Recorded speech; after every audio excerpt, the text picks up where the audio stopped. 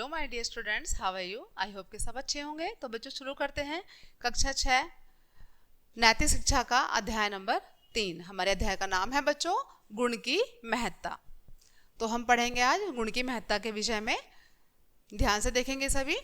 मौर्य वंश का प्रथम शासक चंद्रगुप्त था। जो मौर्य वंश था बच्चों, जो उसका प्रथम शासक था, जो प्रथम राजा था, वो कौन था? चंद्रगुप्त था। वह बहुत सुंदर और तेजस्वी था। जो राजा था वो बहुत ही सुंदर और तेज दिमाग वाला था, तेजस्वी था। उनके प्रधानमंत्री आचार्य चाणक्य थे, जो उनके प्रधानमंत्री थे, जो बहुत विद्वान किंतु कुरूप थे। कुरूप यानी कि वो सुंदर नहीं थे।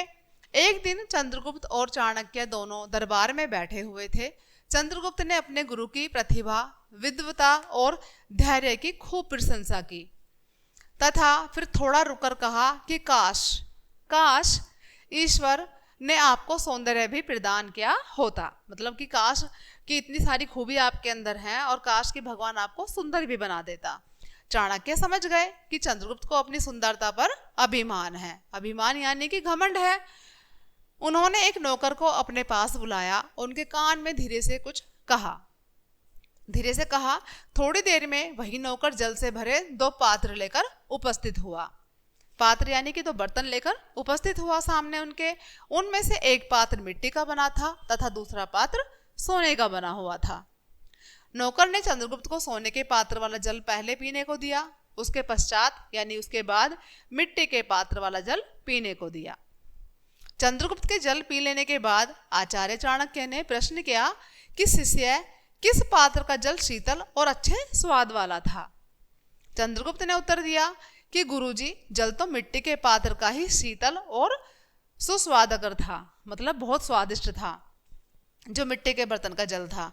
इस पर चाणक्य ने बताया कि महाराज, भरते समय दोनों पात्रों में रखे जल शीतल थे यानी कि ठंडे थे, किंतु मिट्टी के पात्र में रखा जल और भी शीतल तथा अच्छे स्वाद वाला हो गया। लेकिन सोने के पात्र में रखे जल से अपनी शीतलता खो दी। जो पानी था हमारा, जो उसने मतलब पानी भरा था पात्र में सोने के में, उसने क्या किया कि अपनी शीतलता खो दी। जो ठंडक थी उसकी वो उसने खो दी। चंद्रगुप्त चाणक्य की यह बात सुनते ही समझ गया। जब चंद्रगुप्त जी ने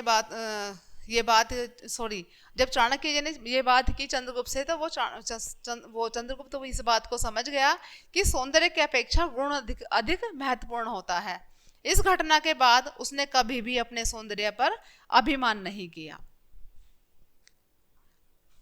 इस कहानी से हमें क्या शिक्षा मिलती है बच्चों? कि गुण मानव का सबसे सुंदर आभूषण है। जो मनुष्य के अंदर गुण होते हैं वो क्या होते हैं? वो सबसे सुंदर आभूषण होते हैं, गहने होते हैं।